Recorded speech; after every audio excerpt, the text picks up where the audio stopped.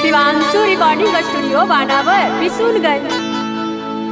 तोरा बिन करे जाबा कैसे जीना दीदी तैबगे। तोरा बिन करे जाबा कैसे जीना दीदी तैबगे।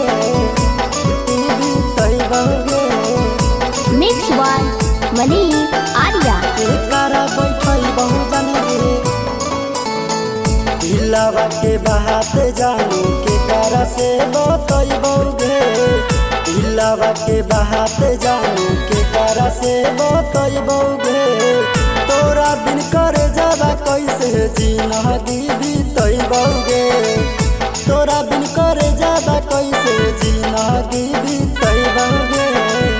अखिया से लोहर जानू ढरे ढर बहैबगे। अखिया से लोहर जानू ढरे ढर बहैबगे। तोरा बिन करे जाबा कैसे जीना दीदी तैबगे। तोरा बिन करे जाबा कैसे जीना दीदी तैबगे। तोरा बिन करे जाबा कैसे जीना दीदी तैबगे। तोरा बिन करे जाबा कैसे जीना दीदी तैबगे। दीदी तैबगे एकरा बैठई बहु जन एकरा बैठई बहु जन अपन बगाल हवा गेला के बाद घुमबौ बन के पागलवा।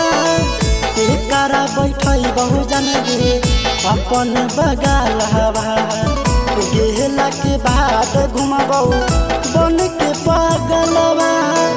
गम के दर्दिया जानू सहे नाही पैबगे।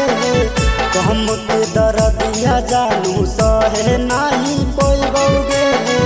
तोरा बिन करे जाबा कैसे जीना दीदी तैबगे। तोरा बिन करे जाबा कैसे जीना दीदी तैबगे। तोरा बिन करे जाबा कैसे जीना दीदी तैबगे। तोरा बिन करे जाबा कैसे जीना दीदी तैबगे।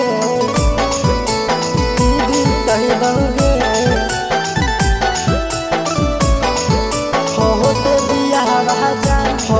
बियाह जानू दिल्ली हमरा छोड़ गे। दीपू आया नंद के दिल्ली अखिया में लोर गे।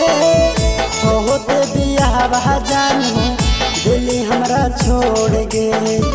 धीरज मनीष के दिल्ली अखिया में लोर गे।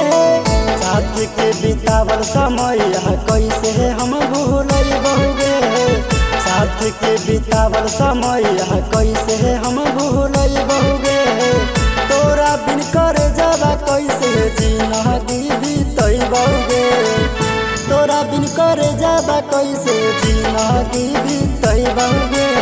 शिवांशु रिकॉर्डिंग स्टूडियो बानावर बिशुनगंज।